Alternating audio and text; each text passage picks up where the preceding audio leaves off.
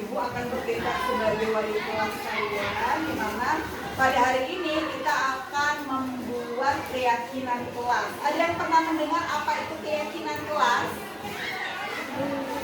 Ada yang pernah mendengar sebelumnya?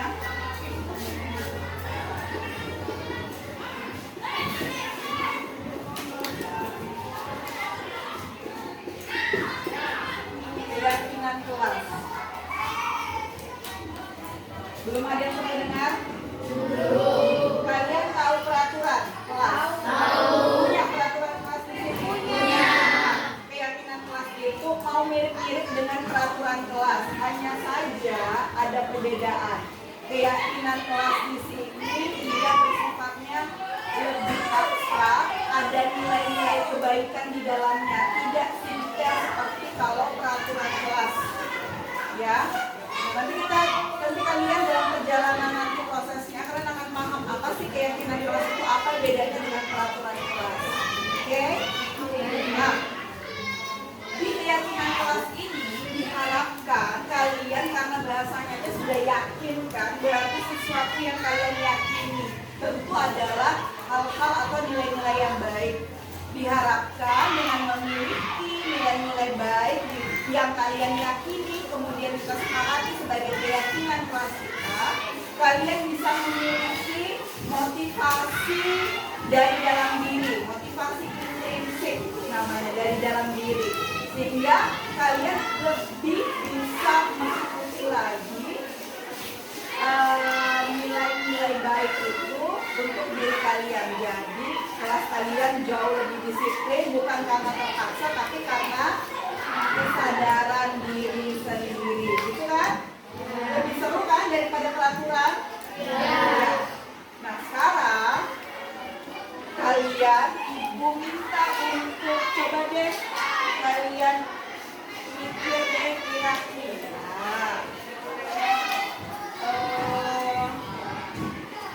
apa sih yang kalian harapkan dari kelas kalian? Ya, dalam hal kedisiplinannya, dalam hal apapun itu. Mulai misalnya saya berharap teman-teman di kelas ini adalah anak-anak yang berpakaian rapi, seragamnya rapi gitu.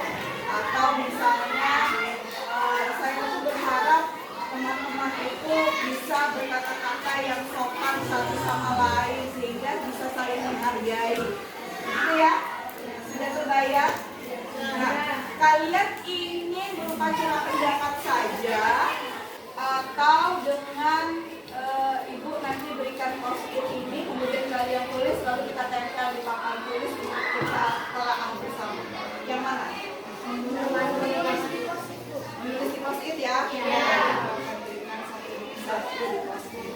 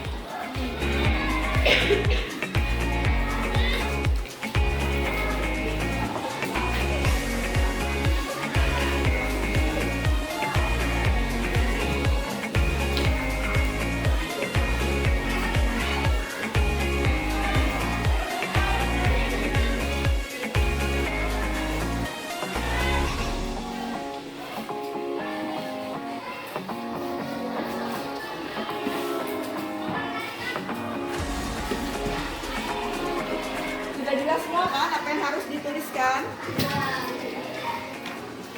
Mimpi harapan kalian tentang kondisi kelas, sehingga nanti kelas kalian bisa jadi kelas yang disiplin, aman, nyaman.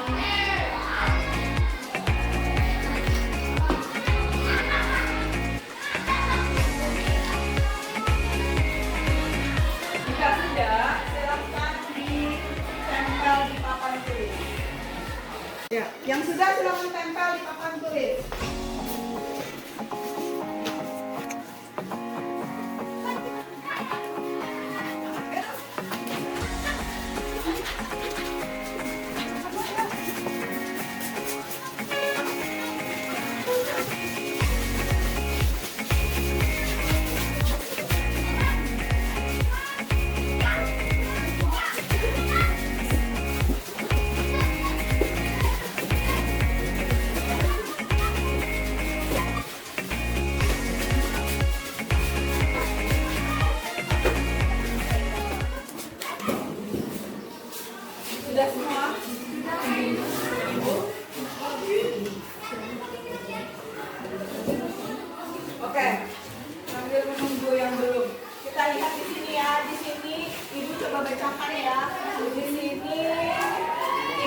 lagi yang mengejek keterlaluan. Kemudian pojok literasi selalu rapi dan bersih serta puzzle-nya itu tidak berceceran. Oke, ini terkait tentang penghargaan satu sama lain ya. Tapi kata-katanya tidak ada lagi yang mengejek keterlaluan. Kemudian saya ingin kelas rapi dan bersih. Yang mau saya juga tuh seperti menjaga badannya agar tidak bau. Saya juga ingin teman-teman disiplin dalam segala hal seperti tiket. Kedisiplinan ada di sini ya. Saya harap kelas menjadi bersih dan tidak ada sampah yang berserakan. Oke. Sekilas sudah bagus. Nah, dalam keyakinan kelas ada aturan dalam tata bahasa atau kalimat penyusunannya, yaitu tidak boleh menggunakan kalimat negatif. Nah, artinya tidak boleh ada kata tidak, jangan, dan sebagainya yang bersifat negatif. Jadi kalimatnya harus kalimat positif. Kalau begitu kalimat teman-teman yang masih ada kalimat negatif, kita ubah ke dalam kalimat positif. Nih, saya berharap tidak ada lagi yang mengejek keterlaluan yang membuat orang yang diejek tertekan. Saya berharap pojok literasi selalu bersih. Oke. Dan puzzle tidak terserah. Ini kalau menjadi kalimat positif jadi apa? Tidak ada lagi yang saling mengejek. Saling menghargai. Saling menghargai. Ya.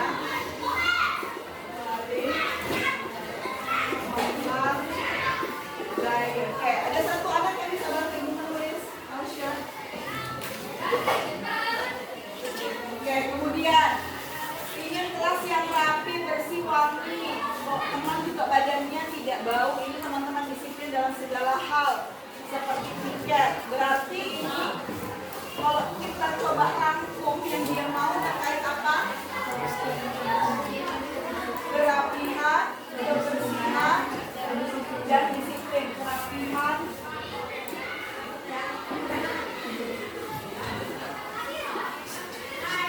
dan kebersihan diri dan kelas. Kita lihat kerapihan dan kebersihan diri dan kelas.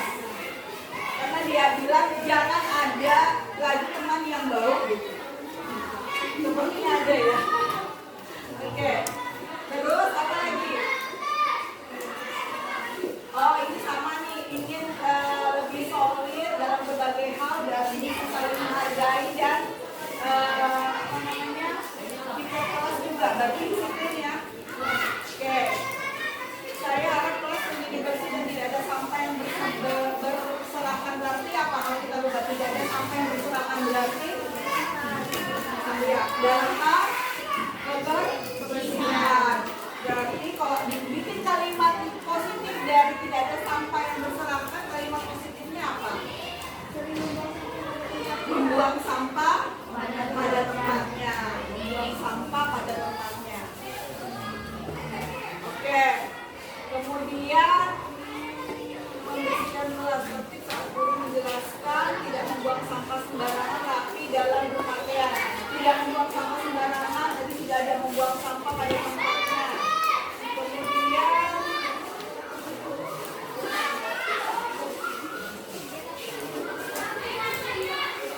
saya harap saat kegiatan semua bisa bekerja sama dengan baik, saling bekerja sama. Ini sama nih, membersihkan kelas. Kalimatnya juga positif, kalimatnya juga positif. Ini terkait berpakaian rapi, rambut pendek, berbicara yang sopan, saling bekerja sama, tidak ribut saat jam pelajaran. Tidak ribut itu kalimat negatif kan? Berubah ke dalam kalimat positif menjadi tidak ribut saat jam pelajaran. Tenang saat ini tidak ribut dalam jam pelajaran, berarti tenang saat guru menjelaskan atau menjaga ketertiban saat guru menjelaskan. Menjaga ketertiban saat guru menjelaskan. Kalau baju yang negatif menjadi positif. Oke, ini positif. Jika bel masuk, segera masuk ke kelas. Teman-teman yang kita bisa datang lebih awal. Harus melakukan tugasnya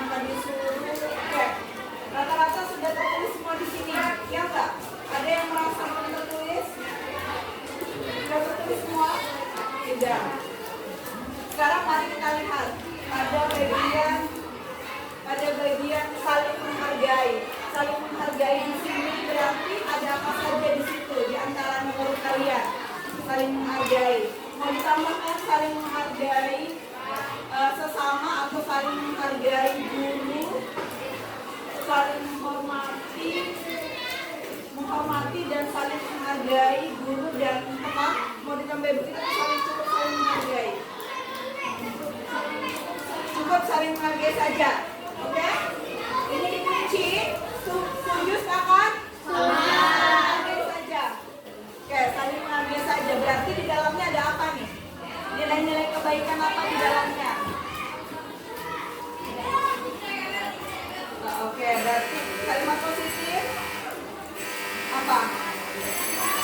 Kalau tidak mengejek teman dalam posisi berarti menjaga perasaan teman, kemudian menghormati guru, gitu ya? Itu semua ada di dalam saling menghargai. Ini oke? Oke. Kerapihan dan kebersihan diri dan kelas. Apakah ini mau diubah atau kalimatnya mau diperbaiki atau sudah jelas? Sudah jelas. Berarti kerapihan dan kebersihan diri dan kelas di dalamnya ada apa nih? Rapi dalam berpakaian, kemudian mengupayakan aroma tubuh itu nyaman, karena ada yang komplain, karena ada yang berharap ada aturan itu di kelas ini, ya. Oke, kebersihan diri dan kelas. Ya, kebersihan diri yang termasuk tadi, pintunya mandi, rapi berpakaiannya gitu ya.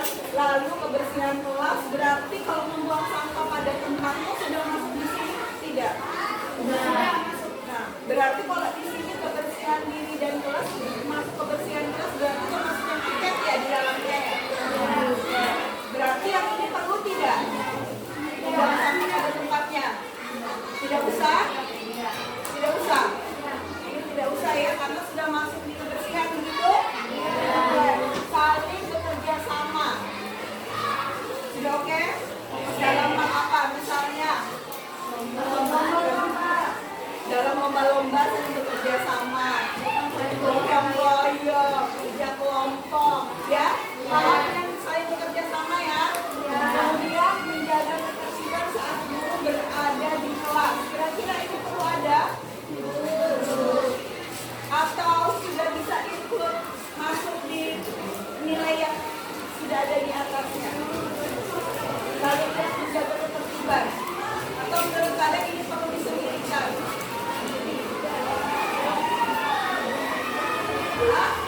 Mau disendirikan atau masukkan saling menghargai atau disendirikan?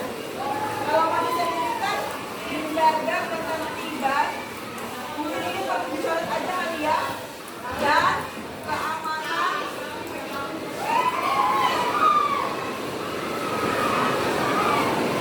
Begitu? Oke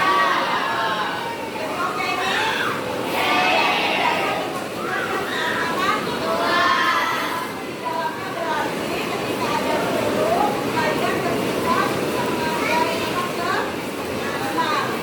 Berarti kita sudah menemukan ada berapa keyakinan kelas kita?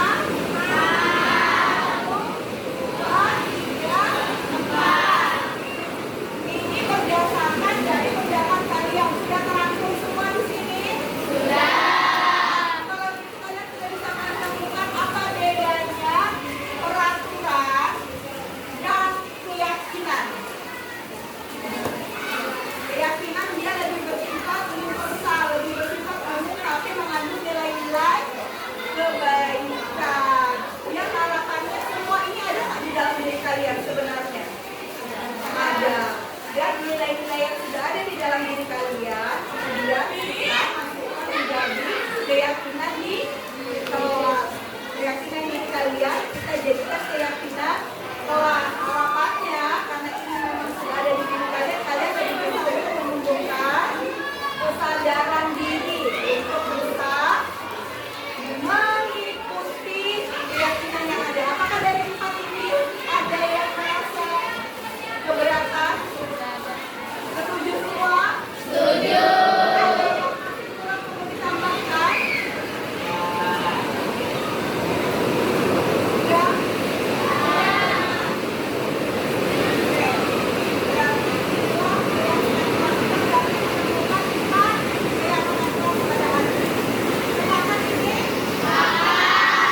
Coba dikulangi lagi apa yang menjadi keyakinan kelas kita. Kita baca bersama, kita selami ke dalam diri dan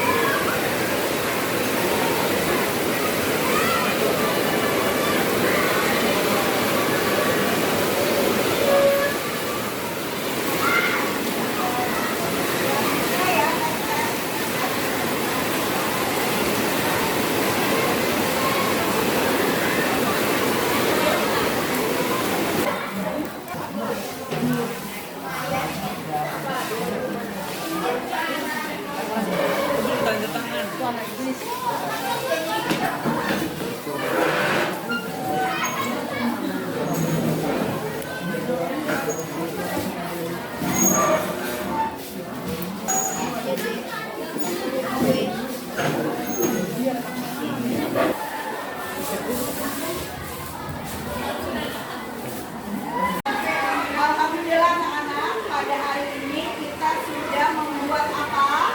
Keyakinan kelas. Dan seluruh warga kelas termasuk ibu sudah menandatangani persetujuan keyakinan kelas 9D. Artinya ini adalah hasil kesepakatan kita bersama.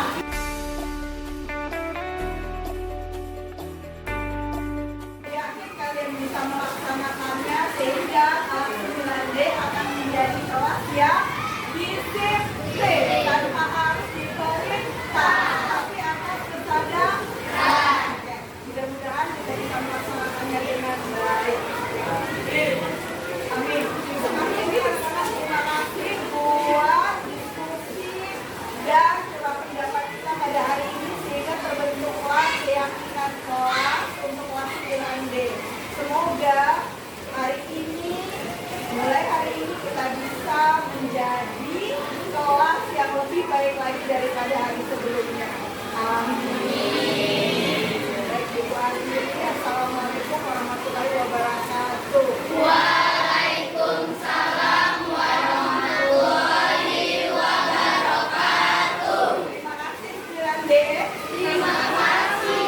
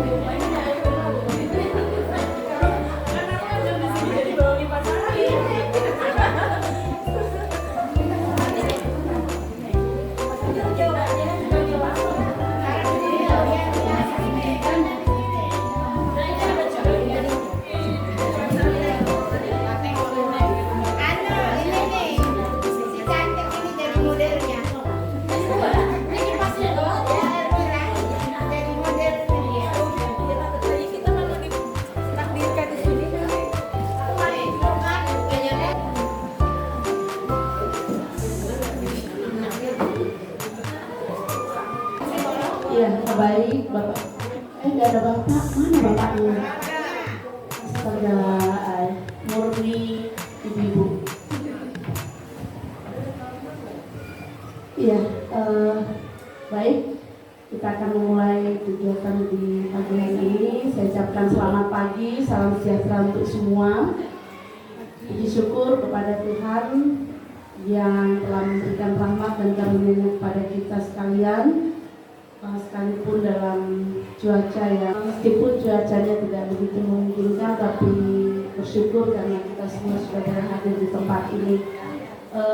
Bapak dan Ibu, saat ini saya mewakili kepala sekolah karena Bapak kepala sekolah sedang berada bersama dengan tamu Bapak Suparmanto yang nanti akan memberikan materi di bimbingan teknis pembelajaran diferensiasi untuk implementasi kurikulum Merdeka untuk seluruh tenaga pendidik di SMP Negeri 1 Muaro Jawa. Pada kesempatan ini kita bersama-sama hadir di ruangan ini untuk menghadiri atau mengikuti diseminasi budaya positif yang akan disampaikan oleh Ibu Ayumi SPSI dalam kaitan dengan tugas di pendidikan guru penggerak. Jadi tentunya kita sebagai warga SMP Negeri 1, Bapak dan Ibu guru hadir di sini dalam rangka memberi dukungan kepada Ibu Ayumi dalam penyelesaian tugas-tugasnya di pembelajaran guru penggerak yang saat ini sedang beliau ikuti. Dan kita berharap bahwa kegiatan ini bisa berlangsung dengan baik dari awal sampai berakhirnya dengan lancar.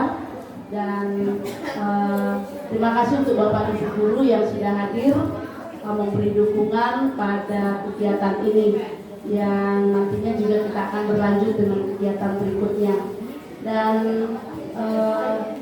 secara resmi pada hari ini kita akan melaksanakan kegiatan ini, kegiatan diseminasi budaya positif yang akan disampaikan atau dipaparkan oleh Ibu Ayumi Farida SPSI.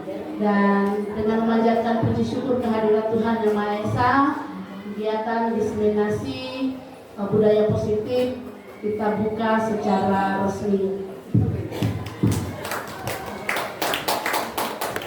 Untuk selanjutnya dan untuk beberapa waktu ke depan diberikan kesempatan kepada Ibu Ayumi Farida SPSI untuk menyampaikan dan memaparkannya sampai mungkin pukul sebelum jam 10 kita sudah berakhir dengan kegiatan ini.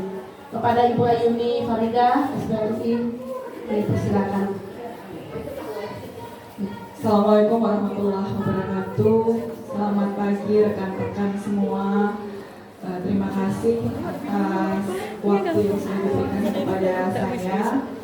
Yang saya hormati Bapak Kepala Sekolah SMP Negeri 1 Muara Jawa, yang saya hormati Wakil Kepala Sekolah bagian kurikulum, bagian kesiswaan, Sapras dan Humas, yang saya hormati Bapak Ibu guru SMP Negeri 1 Muara Jawa. Pertama-tama marilah kita panjatkan puji syukur kehadirat Allah Subhanahu wa taala atas segala rahmat, nikmat dan rezekinya kepada kita semua hingga pada hari ini kita bisa berkumpul, kita masih bisa melaksanakan tugas mulia kita selaku pendidik. Selawat dan taslim juga kita haturkan kepada junjungan kita Nabi besar Muhammad SAW. Dan semoga syafaatnya bisa menaungi kita baik di dunia maupun di akhirat. Selamat datang kepada bapak-bapak, akhirnya sudah ada bapak-bapaknya. Untuk mengefisienkan waktu, saya mohon izin Pak melanjutkan. Terima kasih Bapak Kepala Sekolah dan rekan-rekan semua atas dukungannya kepada saya. Ini kehadiran seperti ini adalah bukti dukungan dan bukti cinta Bapak Ibu atas kegiatan yang tengah saya lakukan saat ini dalam menjalani program pendidikan guru penggerak. Semoga nanti selanjutnya akan ada calon guru penggerak yang lain yang juga harus kita dukung, sehingga SMP Negeri 1 Muara Jawa akan ada guru-guru penggerak yang bisa menggerakkan, apalagi yang muda-muda. Mudah-mudahan begitu harapannya, amin. Iya, mohon izin Bapak, saya melanjutkan.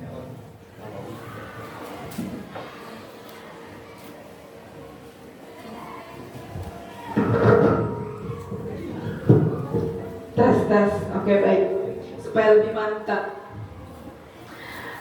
Pada hari ini saya akan berbagi kepada rekan-rekan semua terkait budaya positif. Jadi sebelumnya saya mohon izin, ini adalah sebuah berbagi pengetahuan, bukan berarti saya lebih daripada Bapak Ibu. Saya tahu Bapak Ibu lebih memiliki pengalaman, dan kebetulan saya yang saat ini sedang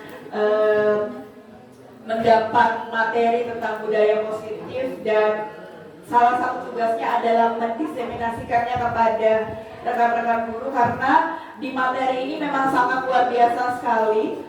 Mudah-mudahan setelah kita memahami materi ini ada paradigma kita yang bergeser dari saat ini, kemudian setelah mengikuti materi berubah kepada paradigma baru. Paradigma barunya apa yang nanti kita jalankan. Jika memang ada perubahan itu, Bapak Ibu sendiri yang tahu apa perubahan paradigma yang terjadi pada pikiran dan perasaan Bapak Ibu. Pada hari ini kita akan membahas tentang budaya positif. Budaya positif itu sendiri yaitu nilai-nilai dan kebiasaan di sekolah yang pasti berpihak kepada peserta didik agar mereka dapat berkembang menjadi pribadi yang kritis, hormat, dan bertanggung jawab. Nanti ke depan kita akan mempelajari tentang disiplin positif, motivasi perilaku manusia, posisi kontrol guru, keyakinan sekolah atau kelas, dan segitiga restitusi. Kelima hal ini adalah inti daripada budaya positif. Apa itu? Dari kelima ini kita akan ulas satu demi satu. Ada perubahan paradigma bahwa untuk membangun budaya positif di sekolah itu perlu menyediakan lingkungan yang positif, aman, dan nyaman sehingga murid kita itu mampu berpikir, mampu bertindak dan mencipta dengan merdeka, mandiri, dan bertanggung jawab. Lazimnya disiplin itu dikaitkan dengan kontrol guru. Dalam hal ini guru mengontrol murid. Ini paradigma yang harus kita bentuk ketika kita mempelajari budaya positif. Intinya kita menyediakan lingkungan yang aman dan nyaman bagi murid. Nah, sekarang kita mencoba satu kegiatan bersama. Silakan Bapak Ibu berpasangan. Kegiatannya cobalah buka namanya. Jadi secara bergantian untuk mengefisienkan waktu, jadi kita satu kali percobaan saja, tidak usah bergantian. Salah satu teman Anda itu coba mengepalkan tangan, kemudian teman yang satunya mencoba untuk membujuk. Bagaimana caranya agar kepalan tangan temannya ini dia bersedia untuk buka? Apakah dengan lembut, bahkan sampai menghardik pun, sampai marah karena kita kesal dan tidak mau bisa, silahkan itu dilakukan sampai berhasil. Waktunya 30 detik. Paham Bapak Ibu? Oke, berpasangan. Yang satu berarti menjadi penggoda, yang satu menjadi yang mempertahankan. Silahkan, waktunya 30 detik dari sekarang. Sudah ditentukan kan orangnya? Ya, silahkan, waktunya dimulai dari sekarang 30 detik.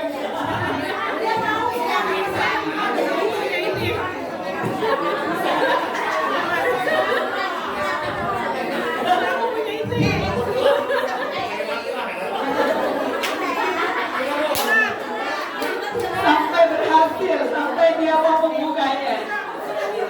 Bujuk, ya. Oke, waktunya selesai. Ya. Pertanyaan saya, ada tidak tempat yang berhasil digoda oleh sang penggoda? Tidak ada yang mau, ada yang berhasil. Ya, ada yang berhasil. Berhasil. Berhasil, Bu. Berhasil, oke, ada yang berhasil berarti. Hah?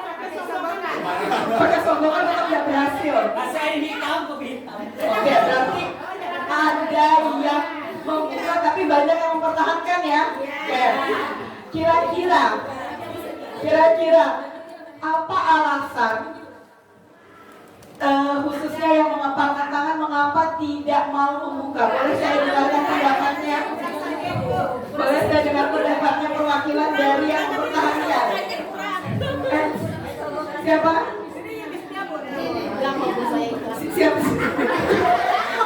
Siapa yang mewakili? Kenapa tetap dipertahankan padahal godaannya sudah luar biasa? Ya, silakan boleh siapa itu? Sudah. Apa Sa? Ya. Cara menggodanya kurang. Karena cara menggodanya kurang. Sombongannya kurang. Laki 100.000 Loh, bukan kok jauh. Karena gombalannya kurang. Seandainya gombalannya lebih hebat dari itu, kemungkinan akan dibuka. Iya. Ibu yang membuka kepalan tangan tadi ada yang berhasil menggoda ya? Silakan Bu. Makasih. Seperti yang tadi sudah kita coba masalah membuka kepalan tangan untuk mungkin ya guru atau teman teman atau guru ke siswa. Jadi kita sebagai guru itu kalau mungkin meminta kita mengendaki itu dengan kata-kata yang lemah lembut, bagaimana supaya mungkin murid itu dia ada menerima dan ada suatu keikhlasan untuk contoh membuka kepalan tangan tadi. Ya, itu aja. Baik, ya. Keren sekali jawabannya. Jadi masing-masing punya pendapatnya sendiri. Iya. Nah, sekarang kita coba untuk melihat refleksi dari kegiatan ini. Bahwa sebenarnya siapa sih yang mengontrol untuk membuka atau menutup kepala tangan kita? Diri kita sendiri. Siapa yang mengontrol? Apakah si penggoda atau diri kita sendiri? Nah, jadi kita sendiri yang memegang kontrol atas kepala tangan kita. Apakah kita mau membuka atau menutup bergantung dari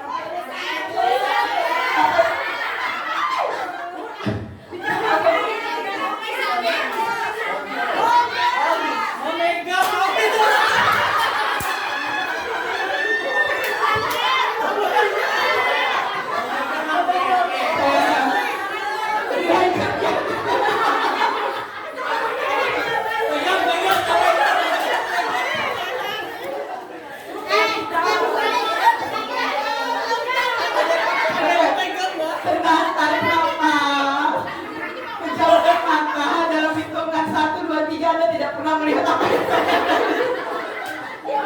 coba tahu videonya nih.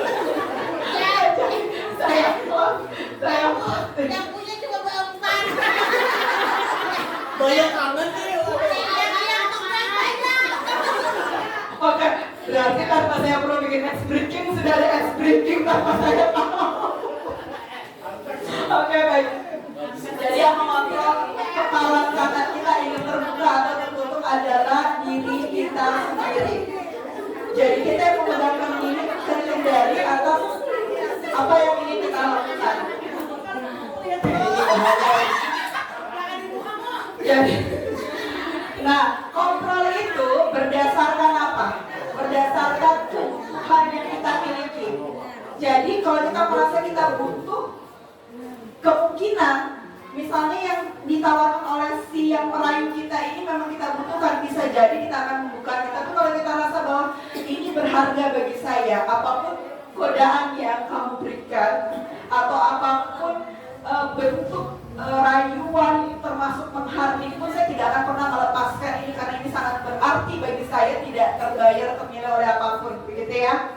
Oke, ini pengetahuan dasar dulu.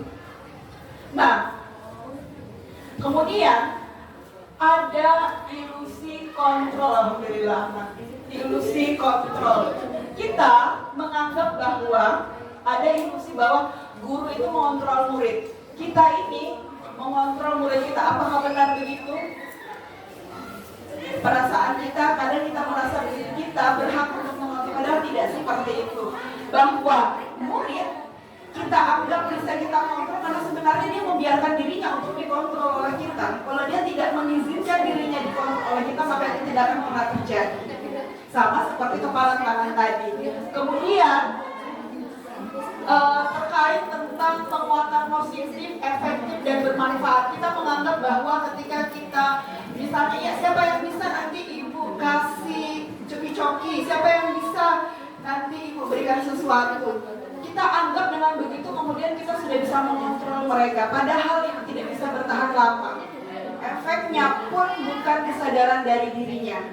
Itu ilusi-ilusi dari kontrol yang kita anggap bahwa ini efektif, padahal sebenarnya tidak. Kemudian ilusi bahwa kritik dan membuat orang merasa bersalah dapat menguatkan karakter.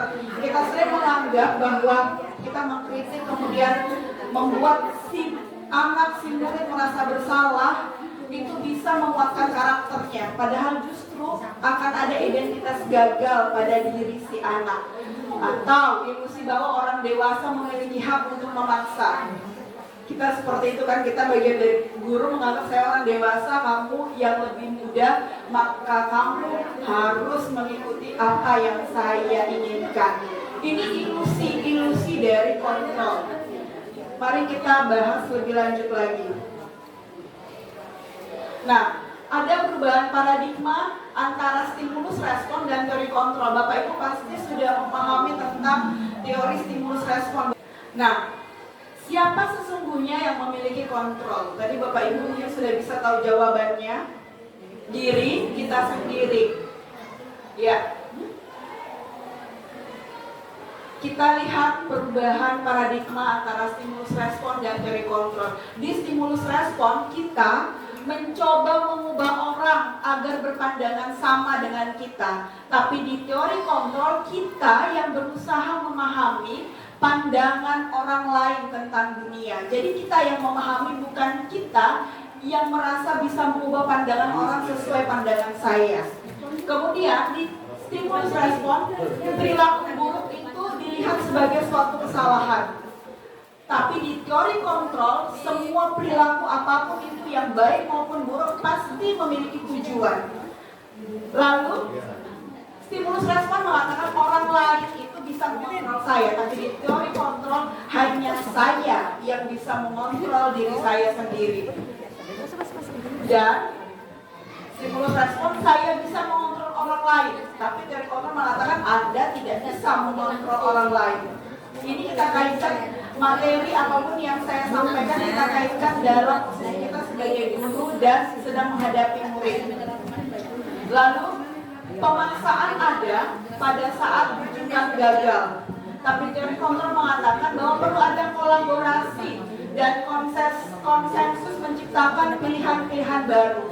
Jadi kita tidak bisa memaksakan seorang murid pada saat kita merasa bahwa apa yang kita harapkan tidak dilakukannya. Perlu ada kolaborasi, perlu ada diskusi di antara kita dengan murid. Kemudian kalau stimulus respon itu model berpikirnya menang atau kalah. Tentu kita sebagai guru tidak mau dong kita kalah, harus kita yang menang, dia yang kalah. Nah, tapi teori kontrol model berpikirnya menang-menang. Guru menang, murid pun menang. Nah, kita ulas, ini menarik Ibu. Saya sangat tertarik juga dengan modul ini karena di sini saya pun merasa malu dengan diri sendiri ketika saya semakin mendalami modul ini, bahwa ternyata selaku pendidik saya pribadi masih sering menempatkan diri saya sebagai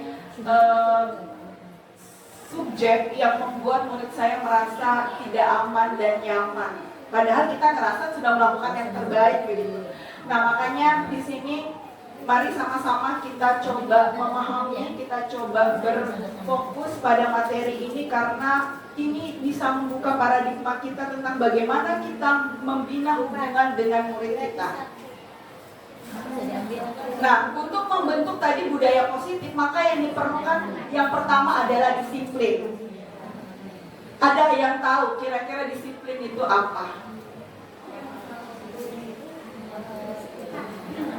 Bapak Ibu, disiplin itu apa yang kita pahami? Saya sendiri pun awalnya menganggap bahwa disiplin itu sebuah kepatuhan begitu. Ya pokoknya hal yang patuh, nurut, ngikut gitu ya. Saya juga jawabannya awalnya seperti itu. Ternyata disiplin itu berasal dari bahasa Latin disiplina yang artinya adalah belajar. Nah, namanya belajar tentu dari yang tidak tahu menjadi tahu, dari yang salah menjadi benar gitu. Disiplin diri membuat orang menggali potensinya menjadi sebuah tujuan apa yang dia hargai. Nah, namun dalam budaya kita makna kata disiplin telah berubah menjadi sesuatu yang dilakukan seseorang pada orang lain untuk mendapat kepatuhan agak ngantuk menulisnya dari malam jadi slide-nya ini. Untuk mendapatkan kepatuhan. Kecenderungan umum menghubungkan kata disiplin dengan ketidaknyamanan, ya kan? Disiplin itu kita anggap disiplin sesuatu yang tidak nyaman. Kemudian bukan karena kita ingin dihargai atau untuk mencapai suatu tujuan yang mulia. Jadi disiplin kita sendiri saja sering koneksikan dengan sesuatu yang tidak nyaman, memaksa begitu.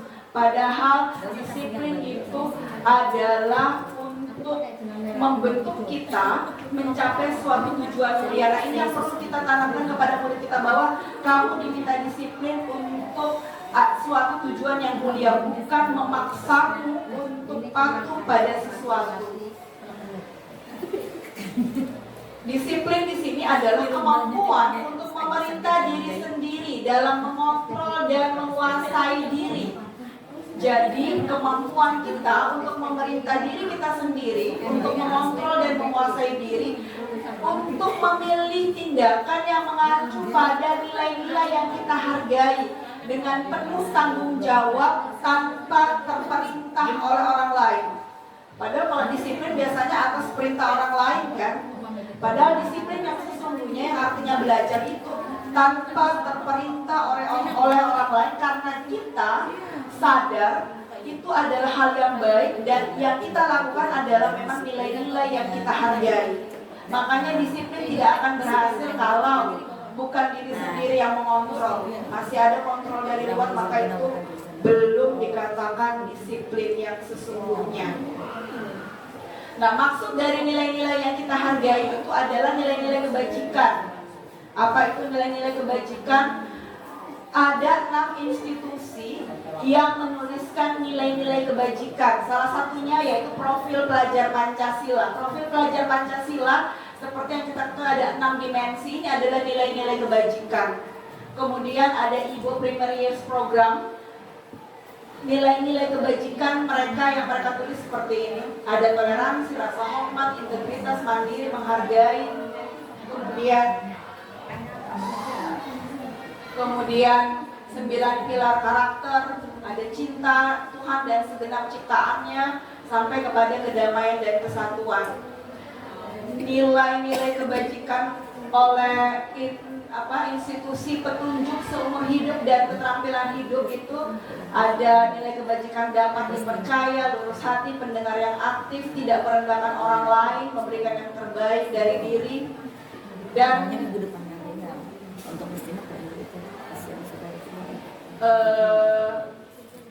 The 7 Essential Virtues dan The Virtues Project. Ini pokoknya hal-hal yang baik, itu nilai-nilai kebajikan dari 6 institusi ini. Jadi nilai-nilai yang kebajikan inilah nilai-nilai yang tentu bagi kita pada dasarnya kita memiliki ini yang coba untuk kita bangkitkan di diri murid kita, sehingga muncullah disiplin atas kontrol dirinya, bukan kontrol orang lain, bukan karena peraturan atau tata tertib yang harus dia ikuti. Nah, tadi kita sudah mempelajari tentang disiplin, terkait tentang nilai-nilai kebajikan. Selanjutnya, kita perlu memahami tentang teori motivasi. Teori motivasi ini diungkapkan oleh Dan Goshen dalam bukunya Restructuring School Discipline, menyatakan ada 3 motivasi perilaku manusia. Manusia bertindak karena 3 motivasi. Yang pertama adalah untuk menghindari ketidaknyamanan atau hukuman, betul ya? Kemudian atau yang kedua untuk mendapatkan imbalan atau penghargaan dari orang lain. Saya melakukan ini supaya saya mendapatkan pujian. Kalau untuk menghindari ketidaknyamanan atau hukuman, misalnya saya harus datang tepat waktu ke sekolah supaya insentif saya tidak dipotong. Gitu. Ya. Nah, ada juga motivasi yang ketiga nih, untuk menjadi orang yang mereka inginkan dan menghargai diri sendiri dengan nilai-nilai yang mereka percaya. Dari ketiga ini mana yang seharusnya ada di diri kita? Motivasi yang kemana? Yang mana? Motivasi yang ketiga, karena kita menghargai diri kita sendiri dengan nilai-nilai yang kita percayai. Nah, memang motivasi yang pertama dan kedua ini bentuknya adalah motivasi eksternal. Tetapi yang ketiga, motivasi internal. Motivasi internal inilah yang pada akhirnya akan membentuk disiplin positif. Kalau menghindari ketidaknyamanan atau hukuman, pertanyaan yang muncul pada diri orang dengan motivasi seperti ini adalah, apa ya yang akan terjadi apabila saya tidak melakukannya? Nah, kalau untuk mendapatkan imbalan atau penghargaan, pertanyaan yang muncul di benak kita bagi orang itu yang dengan motivasi itu adalah, kira-kira apa yang akan saya dapatkan ya apabila saya melakukannya? Nah, tapi kalau orang dengan motivasi internal, karena dia menghargai dirinya sendiri dengan nilai-nilai yang dia yakini, maka pertanyaan yang ada di benaknya ketika dia ingin melakukan sesuatu adalah, akan menjadi orang yang seperti apa apabila saya melakukannya? Apakah saya akan menjadi orang yang lebih baik? Apakah saya akan menjadi orang yang bernilai, berharga, dan sebagainya? Nah, dari ketiga jenis motivasi tadi, motivasi mana yang kira-kira lebih dominan ada di murid-murid kita saat ini? Karena menghindari hukuman kah, karena ingin mendapat imbalan atau penghargaan kah, atau karena memang dia menghargai diri sendiri? Motivasi mana yang paling banyak ada di murid kita? Karena menghindari hukuman. Nah, berarti kalau motivasi itu yang masih ada banyak di diri murid kita, maka disiplin positif tidak akan pernah terbangun di sekolah kita.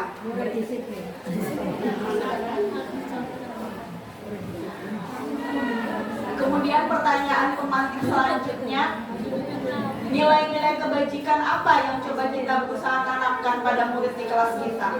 Ya paling enggak profil pelajar Pancasila lah ya yang ada di situ kan, coba kita tanamkan.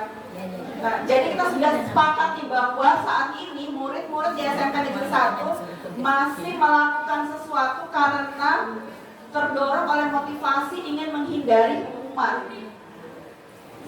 Pembahasan selanjutnya kita akan coba lebih paham bagaimana supaya motivasi yang tadi eksternal bisa berubah menjadi motivasi internal, sehingga harapan kita sebagai salah satu bagian dari visi kita, budaya positif itu bisa terbentuk di siswa kita di SMP Negeri 1 Muara Jawa.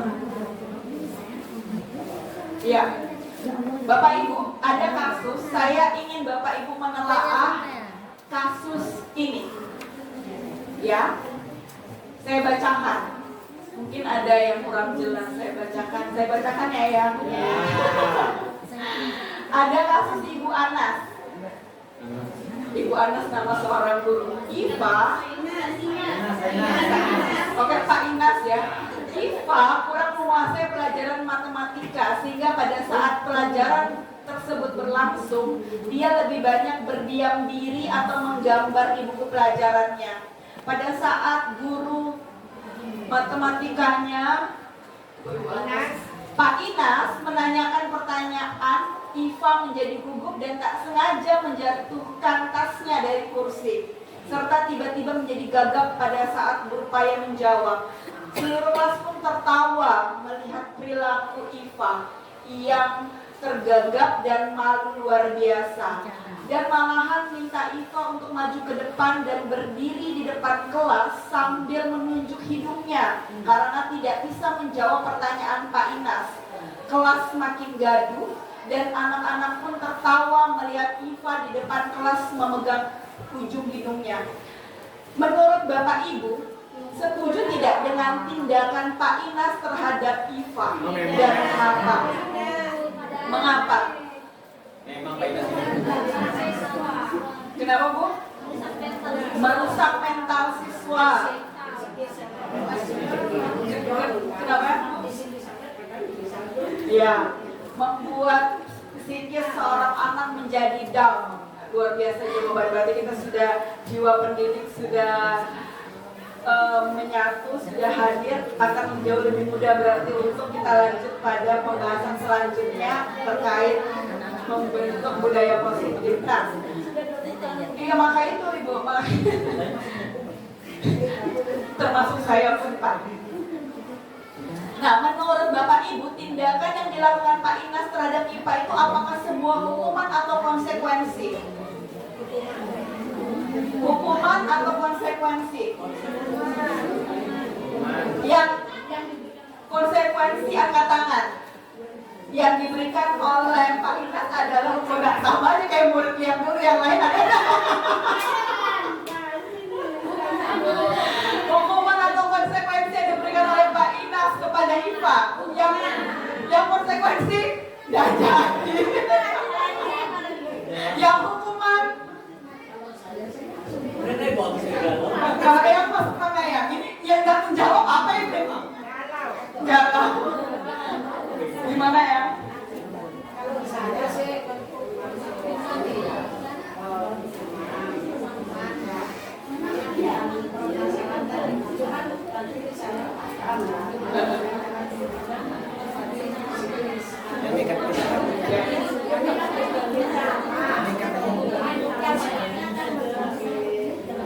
Ya, jadi teman-teman di sini termasuk banyak dominan yang menganggap bahwa yang dilakukan Pak Inas adalah hukuman.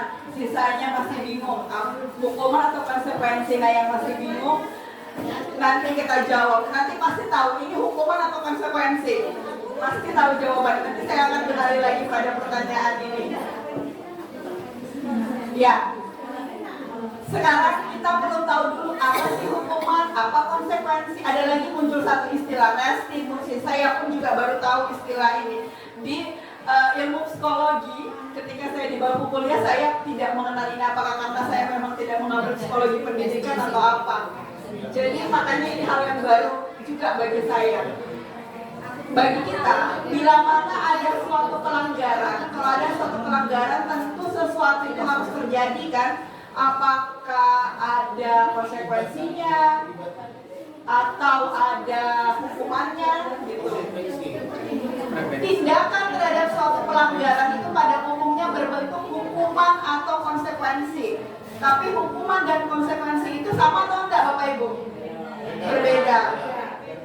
Apa hukuman, apa dan konsekuensi kalau begitu? Konsekuensi itu akibat. Kalau konsekuensi itu akibat, kalau hukuman? Akibat praktek dari seorang guru. Kalau konsekuensi, mantap ini jawabannya baik. Kalau hukuman? Kalau hukuman itu ibaratnya. Ayo.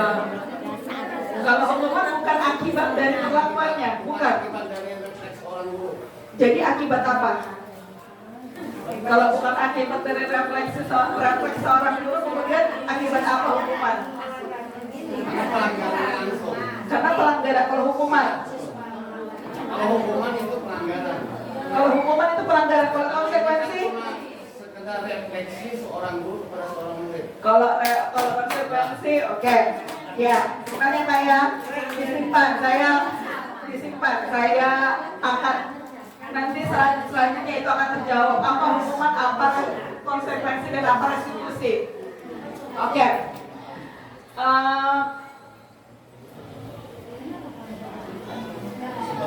Bapak Ibu, ada hukuman dan ada disiplin. Nah, dalam disiplin itu terbagi dua, ada konsekuensi dan restitusi. Ini semua disiplin positif untuk membentuk disiplin positif. Pada hukuman, identitas yang akan terbentuk pada anak adalah identitas gagal. Tetapi pada disiplin, apakah konsekuensi ataupun restitusi, akan terbentuk identitas sukses pada diri anak. Dan ini yang kita harapkan. Tetapi apakah disiplin dalam bentuk konsekuensi atau restitusi yang harus kita lakukan? Nah, coba kita lihat perbedaan antara hukuman dan disiplin dalam bentuk konsekuensi dan restitusi. Saya coba ambil beberapa saja.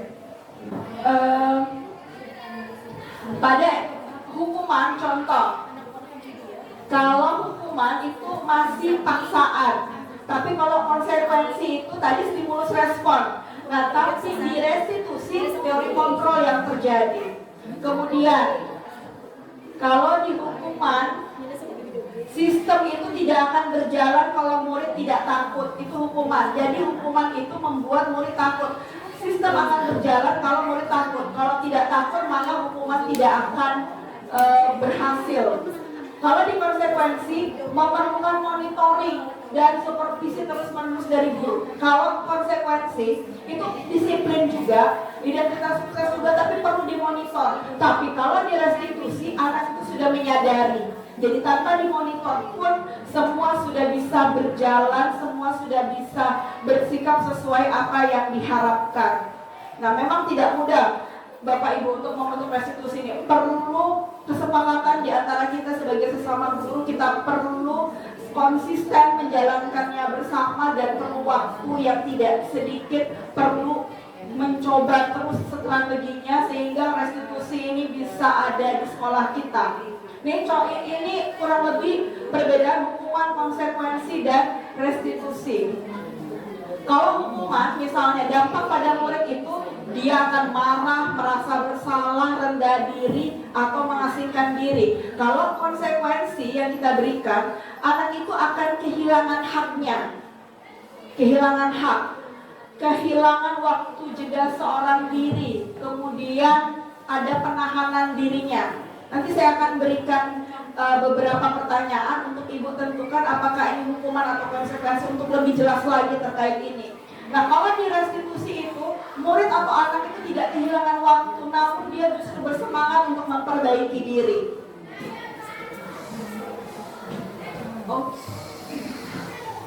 Nah, Pak Inas dan teman-teman yang lain, kalau hukuman itu bersifat tidak terencana atau tiba-tiba, kemudian anak atau murid itu tidak tahu apa yang akan terjadi karena dia tidak dilibatkan. Jadi hukuman bersifat ya lagi sesuai mood saya, karena tidak ada perjanjian di antara kita.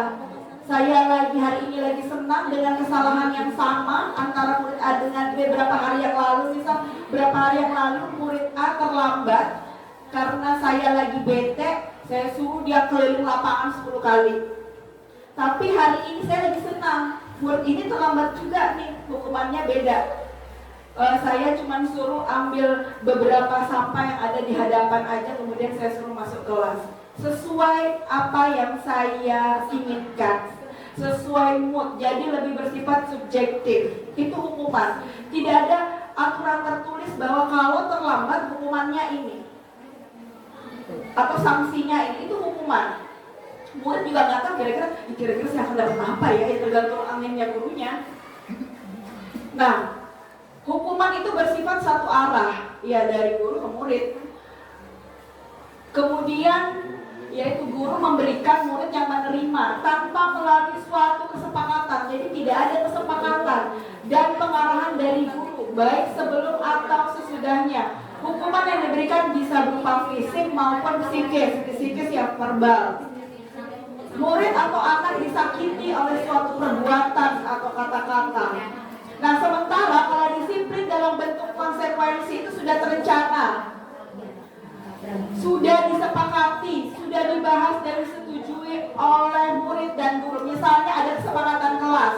Nah, itu bagian dari konsekuensi. Kesepakatan kelas itu sudah ada perjanjian, dia sudah tahu kalau kamu begini, kamu akan dapat ini, dan itu yang kita jalankan. Berbeda kan hukuman dan konsekuensi? Iya, berbeda. Oke. Kalau begitu, saya akan berikan Ibu jawab, ini masuk hukuman atau konsekuensi untuk lebih mengasah pemahaman kita terkait hukuman atau konsekuensi. Ya. Dijawab Pak Inas. Ini satu pertanyaan, Bu. Ya. Ini apakah untuk anaknya, apakah untuk gurunya? Terkait yang mana, Pak? Ini apa namanya? Tentu untuk kita, Pak. Tentu untuk kita sebagai guru. Sebagai guru. Bukan untuk anak kan penerima, Pak. Tergantung apa yang ingin kita berikan kepadanya. Satu aja ya.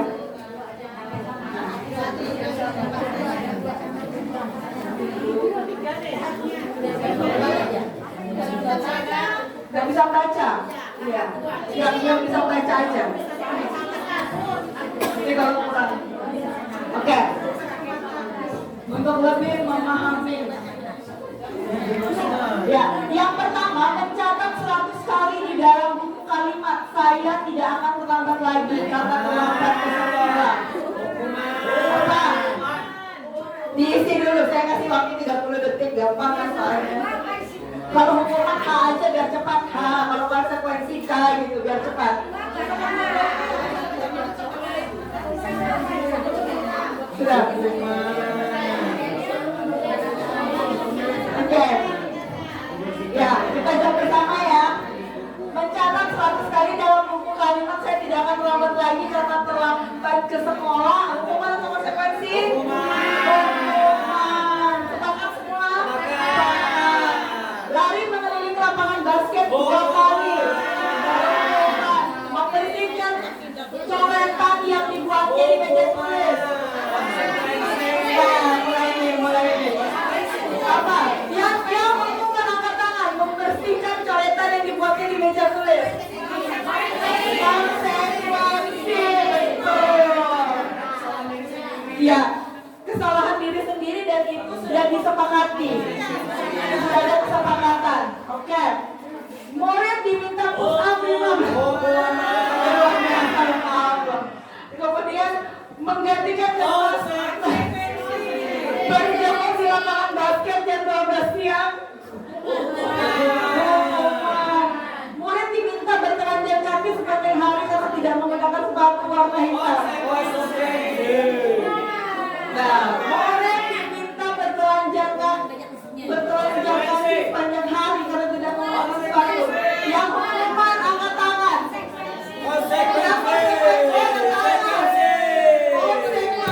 Hukuman Bapak Ibu, hukuman. Karena iya. Itu konsekuensi. Hukuman. Ya, silakan. Yang hukuman coba jelaskan alasannya, konsekuensi jelaskan alasannya. Murid bertelanjang kaki sepanjang hari karena tidak menggunakan sepatu. Sesuai dengan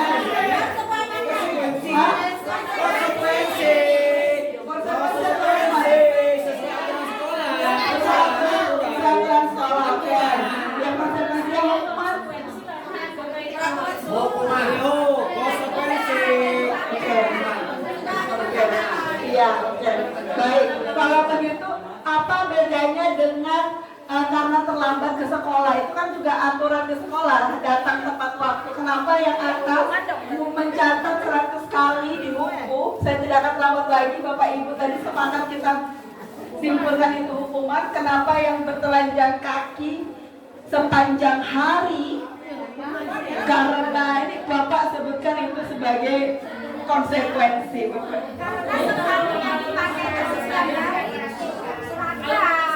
Konsekuensi itu terjadi karena ada peristiwa yang berkaitan dengan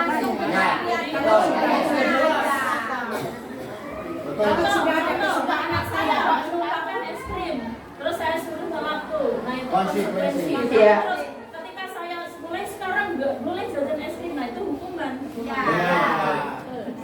Jadi Ibu sepakat yang ini hukuman atau konsekuensi? Ini hukuman karena bentuknya karena bentuk hukumannya atau bentuk tindakan yang kita berikan kepada dia berlebihan di luar daripada apa yang dia lakukan. Itu hukuman Bapak Ibu. Ini hukuman karena kita meminta dia 1 hari full tidak menggunakan sepatu di kelas karena dia salah menggunakan sepatu berwarna. Ini bagian dari hukuman. Ini bagian dari hukuman. Bu, buktinya terjadi kok anak-anak pakai sepatu pun diambil sepatunya. Nah, itu makanya kita coba membuat budaya di sekolah kita ada perubahan. Ini hukuman karena bentuk tindakan yang kita lakukan itu bisa menjatuhkan mental anak. Dia akan malu, Bu. Dia akan di kelas aja terus, nggak mungkin dia keluar dengan telanjang kaki. Kecuali iya.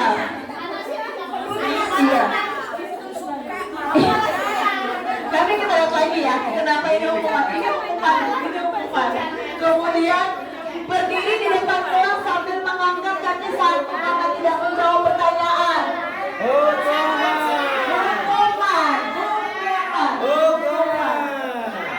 Membersihkan tumpahan air di meja tulis kehilangan 10 menit jam istirahat untuk mengerjakan tugas karena terlambat dan tertinggal. Konsekuensi. Duduk di bangku di pinggir lapangan pada jam istirahat tidak diizinkan bermain oleh guru piket karena mencederai teman saat bermain di lapangan. Terlambat hadir di pembelajaran daring 15 menit dan diminta untuk tinggal 15 menit. Konsekuensi. Lari mengelilingi lapangan basket 2 kali karena terlambat 10 menit lolos perlombaan. Konsekuensi. Konsekuensi. Siapa yang ngomong? Konsekuensi. Lari mengelilingi lapangan basket gak gede kan? Bukan kayak lapangan bola kan? Tidak gede. Untuk 2 kali dan untuk karena dia terlambat PJO, anggap itu pemanasan kan? Konsekuensi, Pak. Kalau pertanyaannya begini, lari mengelilingi lapangan basket 2 kali karena ia terlambat masuk sekolah itu hukuman. Tapi lari mengelilingi lapangan basket 2 kali karena terlambat 10 menit pelajaran PJO, maka itu konsekuensi. Anggap dia tidak ikut pemanasan dan itu bagian dari pemanasan. Konsekuensi. Membersihkan WC sekolah karena mematahkan pensil kawannya.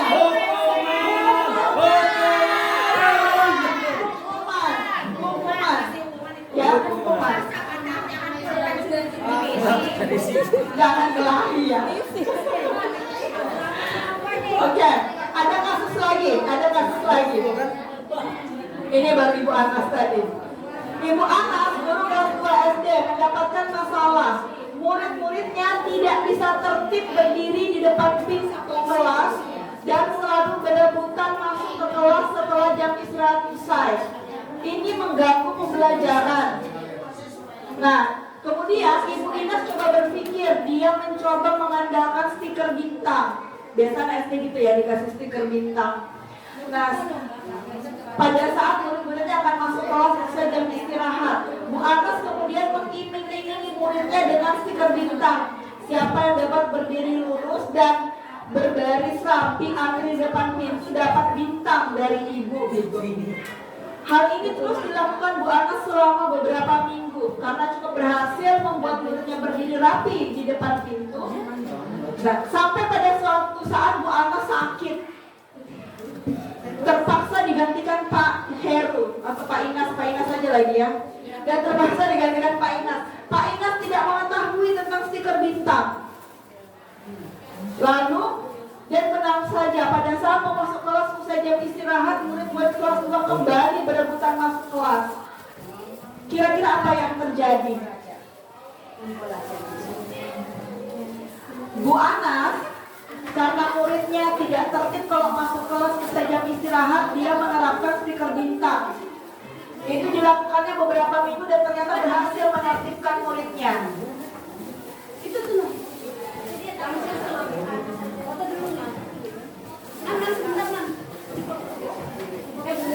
Ya. Ice breakingnya sebentar. Ini dulu. Sebentar ice breaking. Ada ice breaking saya berikan di dalamnya. Ada ice breaking.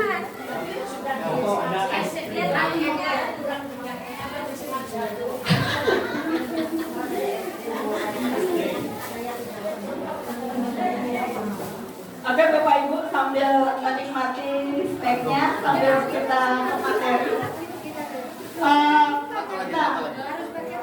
Kemudian Bu Anas sakit, lalu digantikan Pak Inas. Pak Inas tidak tahu ada stiker bintang.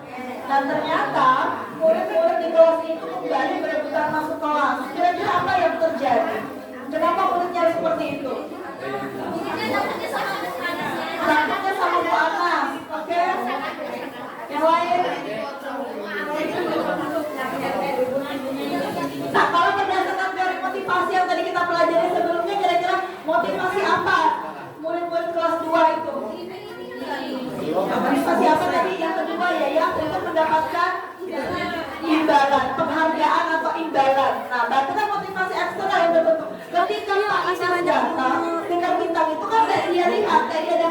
maka muncullah lagi kebiasaan lama yang padahal dua anak sudah mengira bahwa selama beberapa minggu menggunakan sikap bisa dan berhasil, dia sudah berhasil.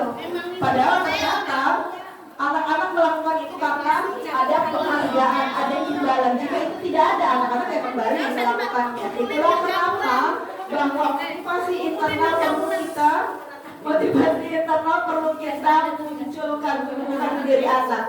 Oke, kira-kira ada nggak cara lain supaya murid kelas 2 itu bisa berdiri antri tanpa diberi penghargaan berupa bintang?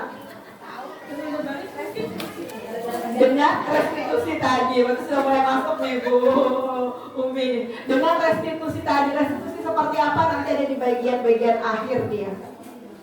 Artinya kita menyadarkan bahwa kamu disuruh antri karena ada nilai-nilai yang perlu kamu hargai. Ada menyadari dia. Jadi walaupun diganti Pak Inas, Pak Randi, Pak Kauman, mereka tetap akan tertib.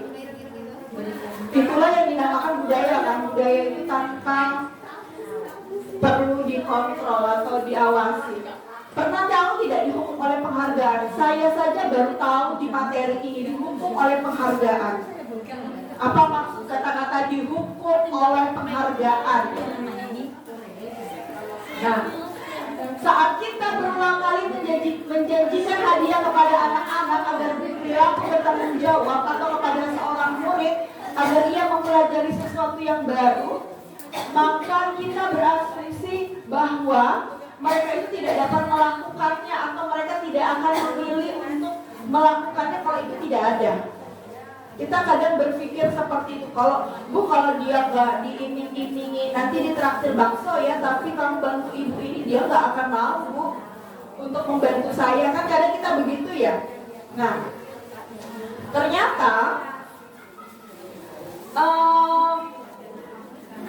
menurut Alfikon bahwa baik penghargaan maupun hukuman itu sebenarnya memang cara mengontrol perilaku seseorang, tetapi menghancurkan potensi untuk pembelajaran yang sesungguhnya. Hukuman maupun penghargaan ternyata bisa menghancurkan potensi.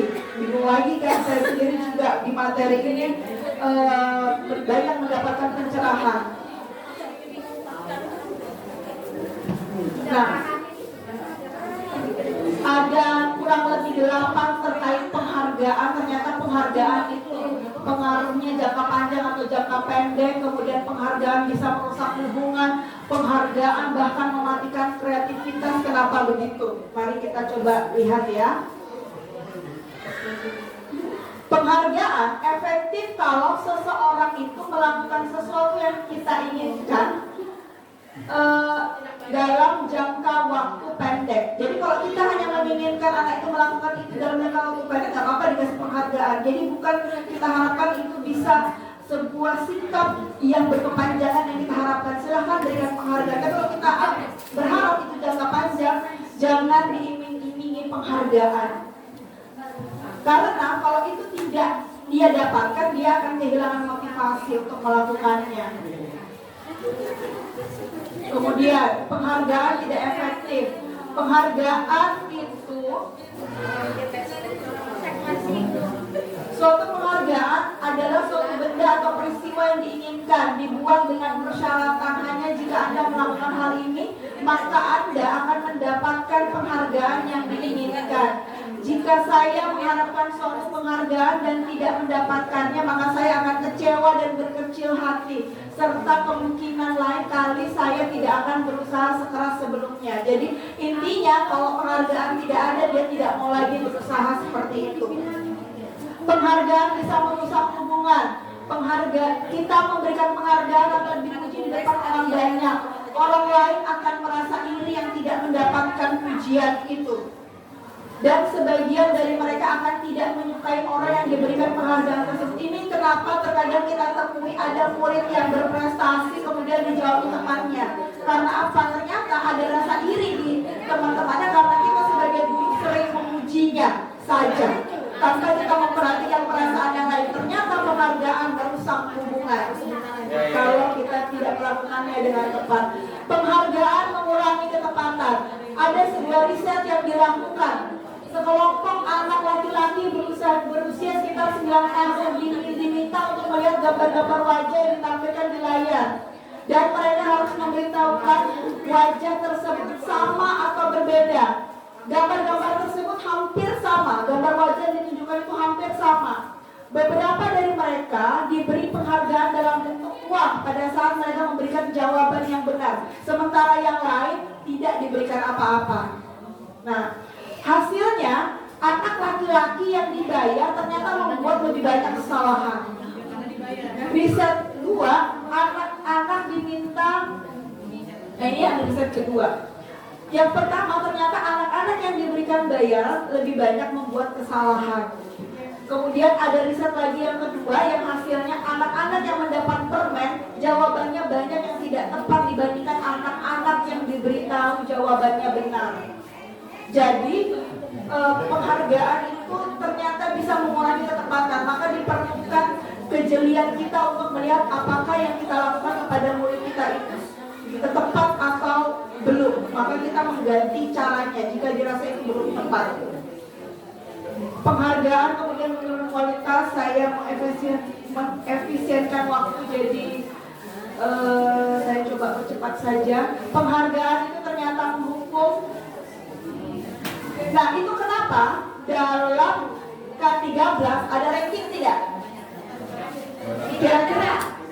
Kira-kira apa alasannya pemerintah tidak mengizinkan kita memberi ranking kepada siswa? Kan mereka orang-orang hebat, orang-orang pintar yang sudah melalui studi, melalui riset, kemudian menentukan sebuah kebijakan.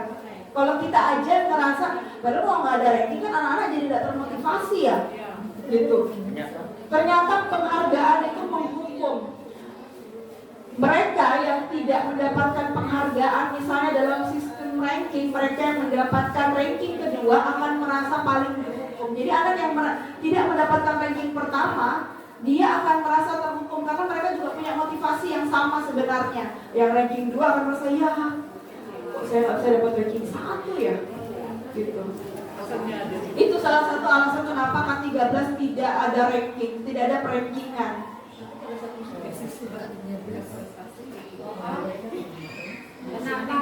Nah, jadi kalau misalnya kita mengharapkan suatu penghargaan namun kita tidak dapatkan, kita akan merasa dihukum. Kita diri kita sama lah ketika kita ingin sesuatu kemudian tidak dapat, kita kayak gagal, merasa dihukum begitu. Oke. Kita masuk pada restitusi.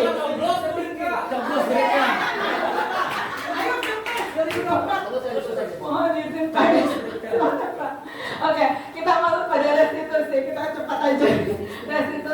Restitusi ini adalah salah satu cara untuk menciptakan disiplin positif. Nah, restitusi dianggap mampu memecahkan masalah murid karena lawan daripada penghargaan tadi, lawan daripada hukuman tadi. Restitusi bisa memperbaiki hubungan sampai pada restitusi bisa mengembalikan murid yang berbuat salah pada kelompoknya. Mohon izin Pak Agus, saya jadi buku ini Pak Agus. Oke, teman-teman, ada yang dinamakan keyakinan kelas. Nah, kita biasanya di kelas pasti ada buat kesepakatan kan, dalam bentuk kesepakatan kelas. Maka kita coba kesepakatan kelas itu kita alihkan menjadi keyakinan kelas. Mengapa keyakinan kelas tidak peraturan kelas saja? Karena peraturan misalnya mengapa kita memiliki peraturan tentang penggunaan helm pada saat mengendarai kendaraan roda 2? Kenapa kita harus menggunakan helm? Kita bikin peraturan itu harus menggunakan helm pada saat menggunakan kendaraan roda 2. Kenapa?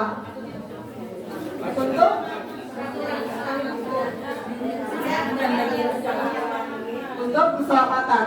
Nah, untuk keselamatan berarti nilai yang ada di dalam peraturan menggunakan helm saat mengendarai kendaraan roda 2 itu ada nilainya, nilai kebajikan yang ingin dipuji yaitu keselamatan. Nah, perbedaan keyakinan kelas dengan peraturan kelas rinci banyak lagi, ya kan? Piket datang tepat waktu. Contoh menggunakan helm, bla bla bla bla bla. Banyak dia, bisa jadi 20 itu kalau bahkan lebih. Nah, misalnya lagi, kenapa kita harus menggunakan masker? Untuk kesehatan atau keselamatan, ini nilainya. Nah, jadi ketika kita membuat keyakinan kelas itu nilai-nilainya yang kita coba rangkum. Saya sudah coba bikin keyakinan kelas di kelas 9D. Jadi anak-anak itu mintanya misalnya, ibu mau kelasnya bersih, ibu mau datangnya tepat waktu, ibu mau kalau ada guru itu anak-anak tidak ribut, tidak ada pembulian misalnya. Itu kan masuk dalam satu kategori tuh.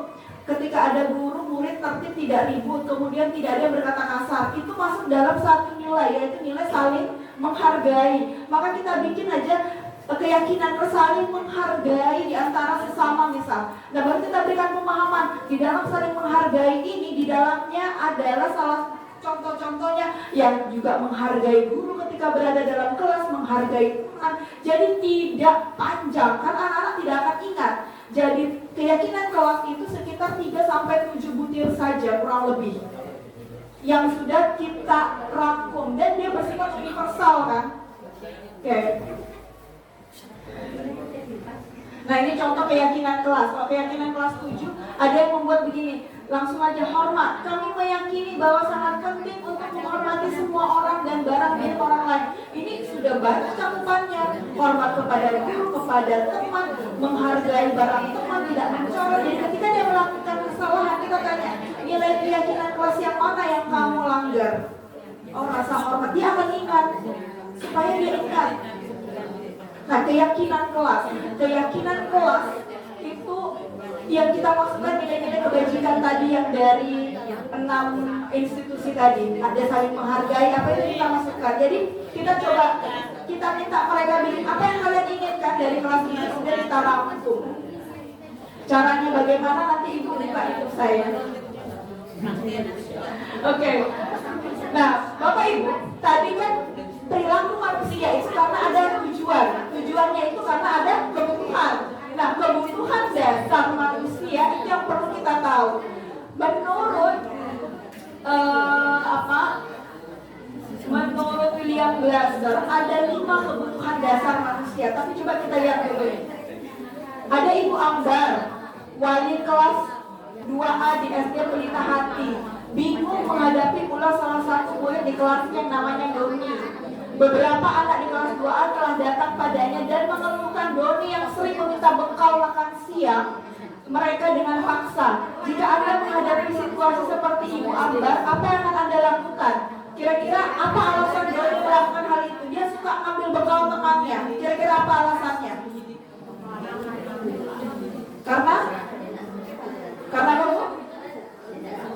Karena Doni tidak bawa bekal, karena kebiasaan, karena senang-senang. Nah, jadi kita sebagai guru perlu tahu, kita perlu mendalami kenapa sih Doni ini melakukannya, kebutuhan apa yang tidak terpenuhi. Perilakunya mengambil makanan teman pasti memiliki tujuan.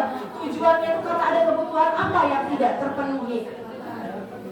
Nah, menurut William Glasser ada 5 kebutuhan dasar manusia. Pertama, kebutuhan bertahan hidup, salah satunya makan, gitu ya. Kemudian kebutuhan kasih sayang dan rasa diterima, kebutuhan untuk penguasaan, kebutuhan kesenangan dan kebutuhan kebebasan. Dari konteks kasus yang tadi, kira-kira kalau jawabannya, tadi Doni apa aku sih? Maaf ya Pak, kok tulisannya Agus. Padahal dulu saya tulis ada Bapak, tiba-tiba jadi Agus. Oke.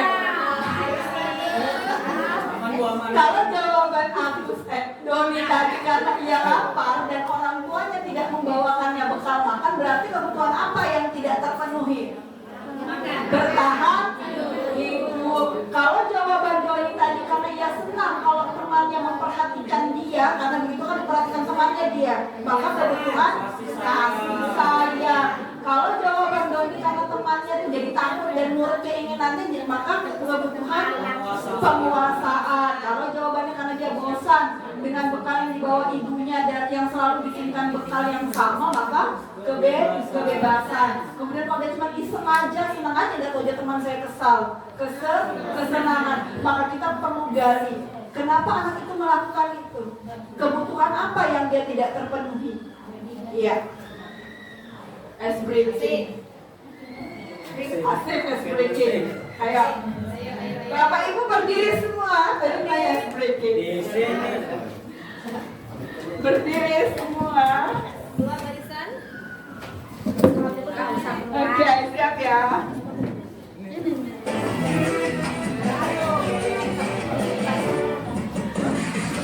Bam bam, tiki tiki boom, tiki tiki bam bam, tiki tiki boom, bam bam bam, tiki bam bam. Nah,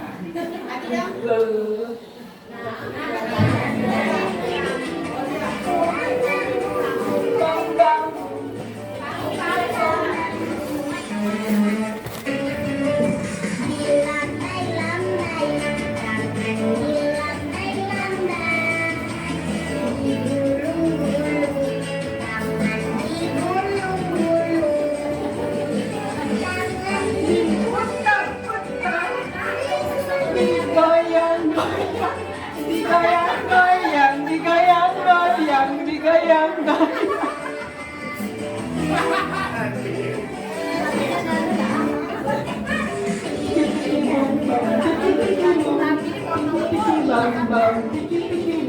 habis makan.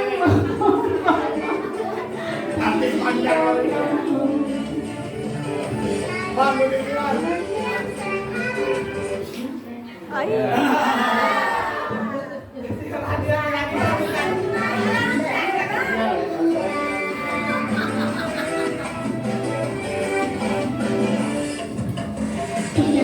Bang bang, tiki tiki bang, tiki tiki bang bang, tiki tiki bang, bang bang bung bung bang bang, tiki tiki bang bang bung.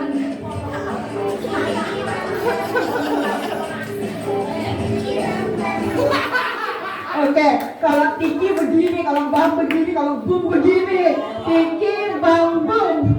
Oke, terima kasih. Iya. Makin capek ya dia. Oke.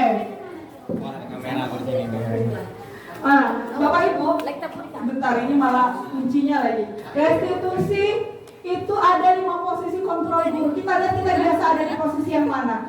Ada posisi kontrol guru penghukum, ada pembuat merasa bersalah, ada sebagai teman, sebagai pemantau atau sebagai manajer. Masing-masing ini memiliki karakteristiknya. Kalau saya pribadi masih ada 5-5-nya. Masih ada kelima-limanya. Nah, kita coba lihat.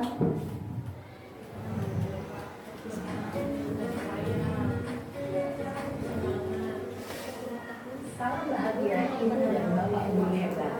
Dalam penerapan disiplin positif restitusi, salah satu program yang dikembangkan adalah 5 posisi kontrol. 5 posisi kontrol dalam restitusi adalah proses perjalanan seorang pendidik agar dapat mengenali dirinya. Pada video kali ini, kita akan membahas tentang 5 posisi kontrol yang dikembangkan oleh Diane Gossen dan contoh penerapannya.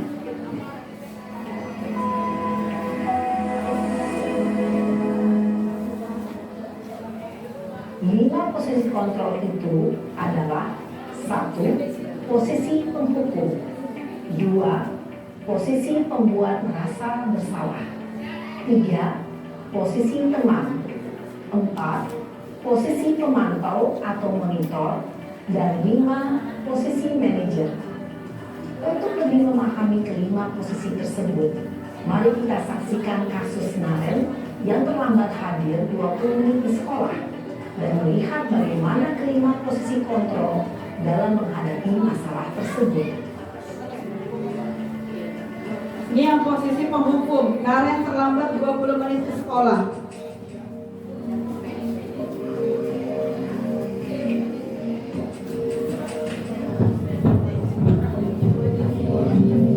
Karen! Iya. Sini kamu! Selamat pagi, Bu. Selalu terlambat. Kamu deh, pasti terlambat. Maaf, Bu.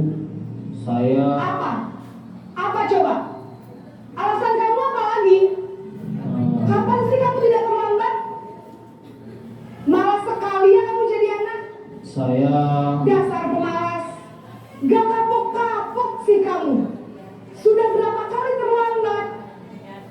Sana, kamu keliling lapangan basket 2 kali. Kenapa saya harus ke lapangan basket, Bu? Kenapa? Kamu melawan ibu. Berani-beraninya jawab.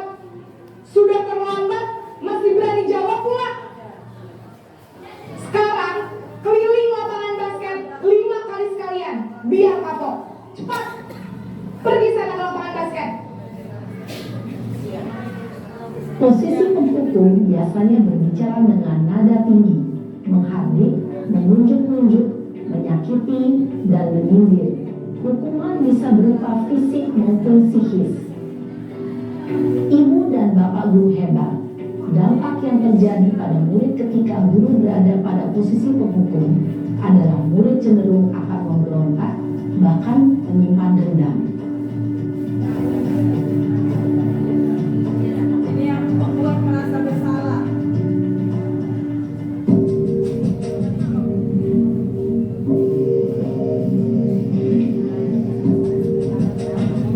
Ya, kalau Pak, beda kontrolnya. Naren!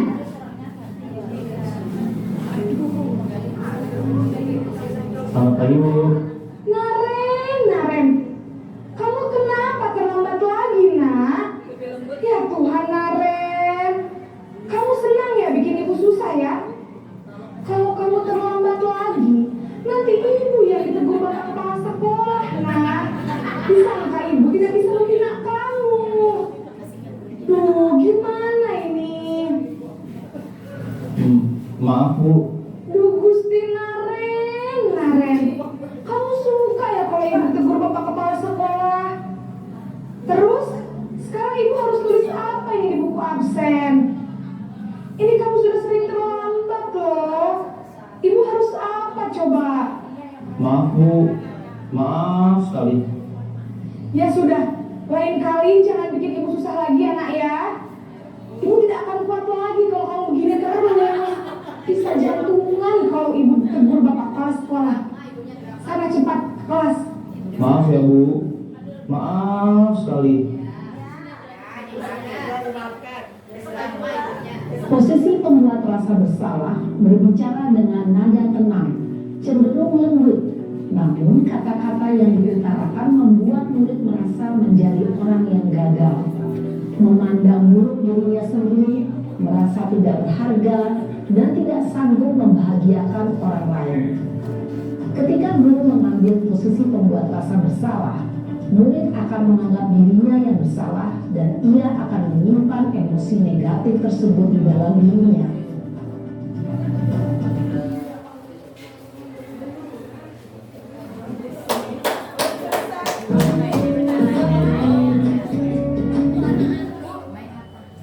Salam bahasa.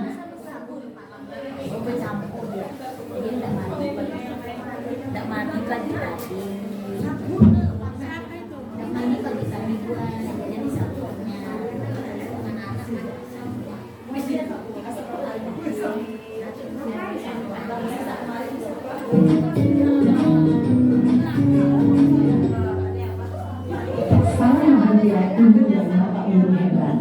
Dalam penerapan disiplin positif restitusi, salah satu program dan berperilaku baik, bersendar juga untuk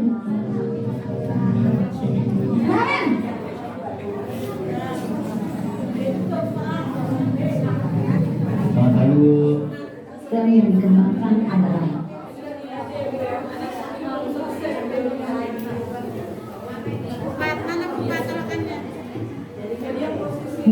sekarang kamu perlu kembali ke kelas atau data untuk nanti lain kak. posisi pembuat rasa bersalah berbicara dengan nada tenang, cenderung lembut.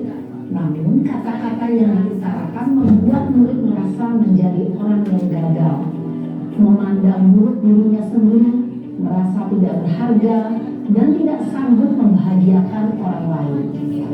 Ketika guru mengambil posisi pembuat rasa bersalah, murid akan menganggap dirinya yang bersalah dan ia akan menyimpan emosi negatif tersebut di dalam dirinya.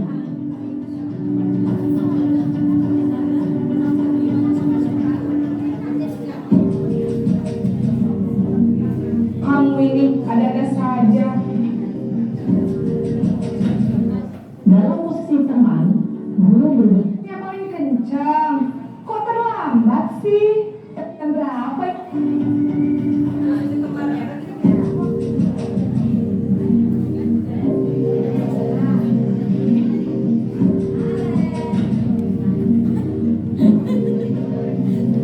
Naren!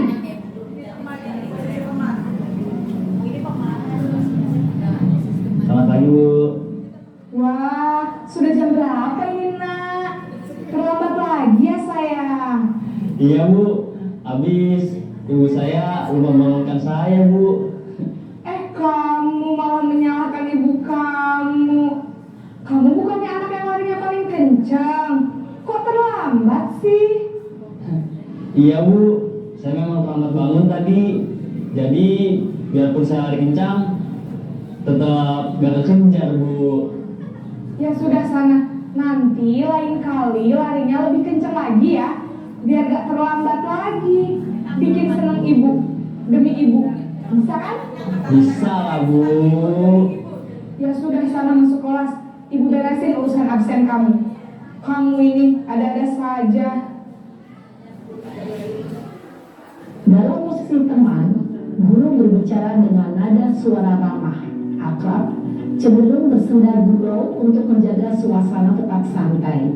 Murid akan merasa senang, aman, dan akrab dengan guru. Identitas yang tercipta adalah identitas sukses atau berhasil. Namun, perlu diingat, karena ini masih dorongan eksternal, maka ada faktor ketergantungan dari murid kepada orang tertentu.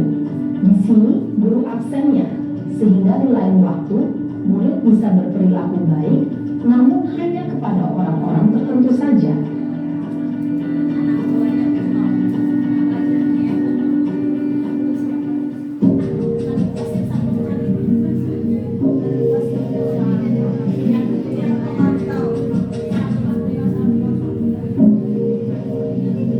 Naren!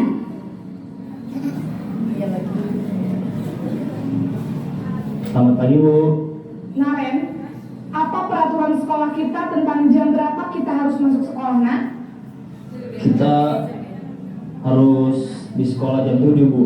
Iya betul, sekarang sudah jam 7.20. Naren sudah tahu konsekuensinya jika terlambat hadir.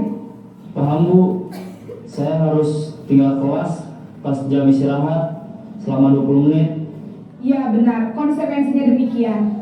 Jadi nanti jam 9.30 pas istirahat, kamu harus tinggal di kelas, kerjakan tugas tambahan untuk ketertinggalan kamu, ya?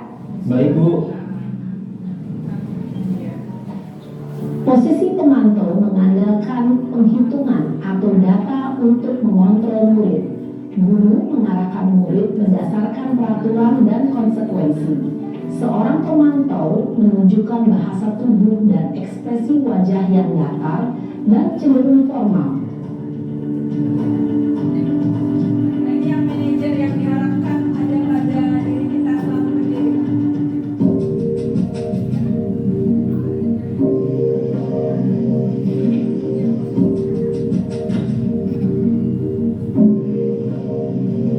Naren!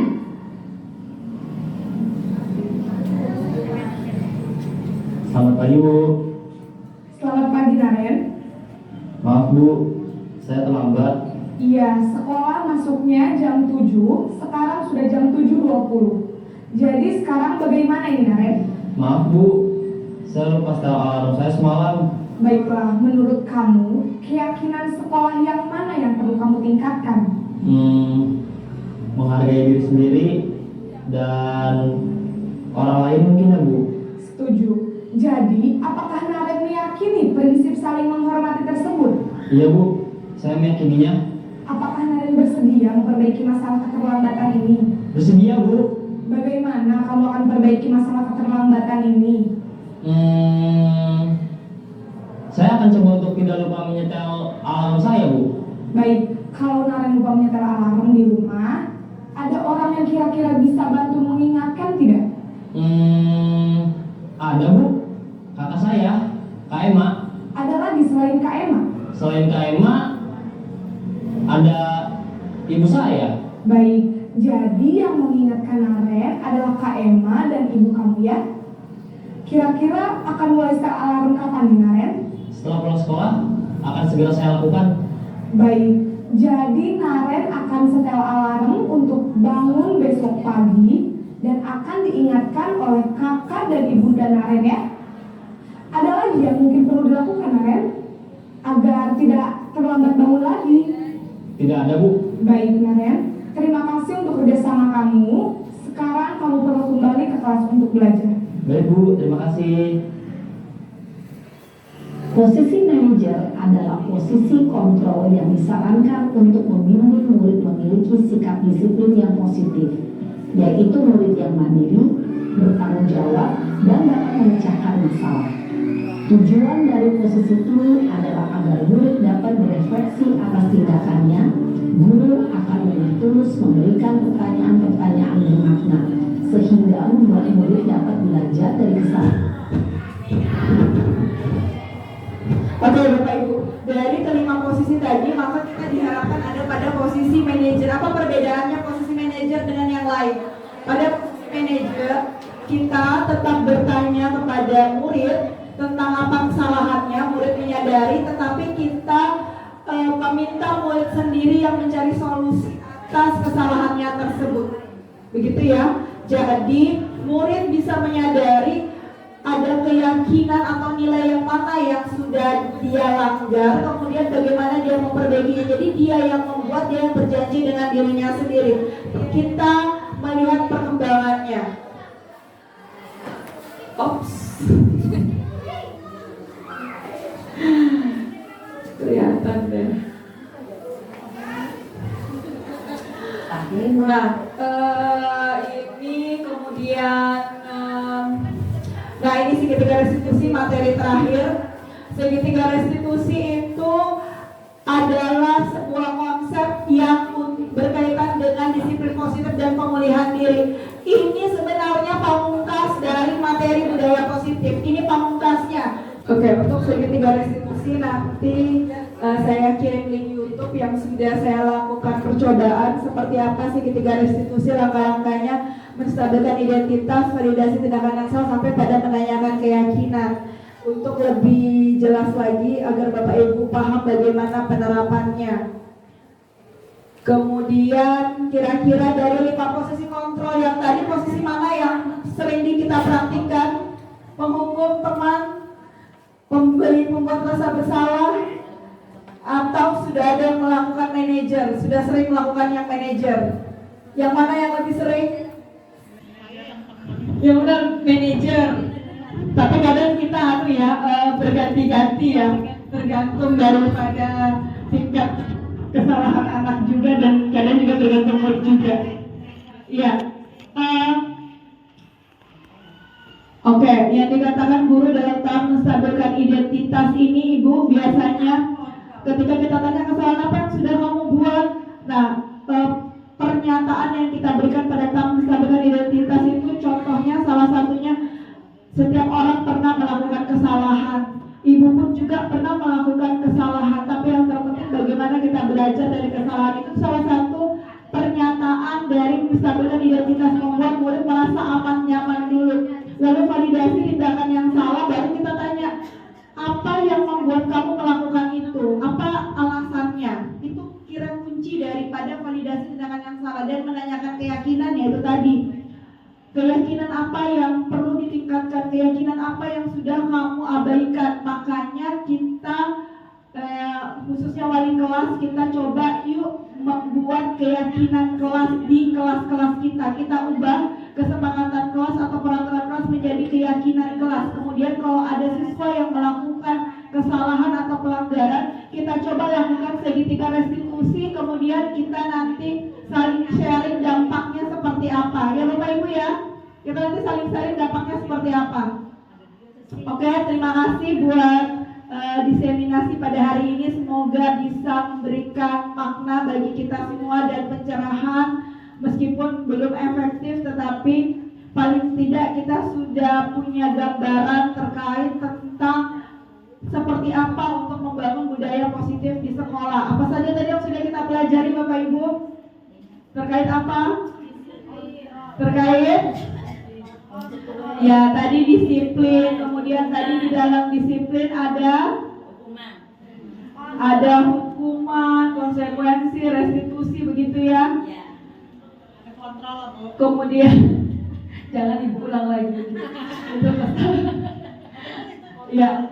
Kemudian motivasi perilaku manusia, keyakinan kelas tadi, dan segitiga restitusi itu pamungkasnya, segitiga restitusi. Sembari nanti melanjutkan kegiatan selanjutnya, saya meminta Bapak Ibu untuk melakukan refleksi tentang diseminasi pada hari ini. Saya ada sediakan linknya, nanti akan saya share di grup SMP. Dari saya selaku calon guru penggerak angkatan 9 dari SMP Negeri 1 Muara Jawa mengucapkan banyak terima kasih atas dukungan Bapak Ibu. Kita sama-sama belajar ke depan. Semoga kita sering melakukan pertemuan-pertemuan untuk berdiskusi terkait masalah-masalah yang perlu untuk kita carikan solusinya bersama dalam rangka peningkatan kualitas pembelajaran dan peningkatan karakter murid kita. Sekali lagi dari saya terima kasih atas kesempatannya. Semoga kita selalu sehat dan bahagia selalu menjadi pendidik yang hebat. Ya. Mohon maaf atas segala kesalahan. Mohon maaf sesi tanya jawab nanti bisa melalui WA atau melalui link di bawah ini kata Ibu. Ya, saya mohon maaf sekali lagi. Saya kembalikan kepada Ibu Rika. Terima kasih Pak Kepala Sekolah, terima kasih Pak Agus sudah berkenan diambil waktunya. Ya, Bismillahirrahmanirrahim. Assalamualaikum warahmatullahi wabarakatuh. Selamat pagi rekan-rekan.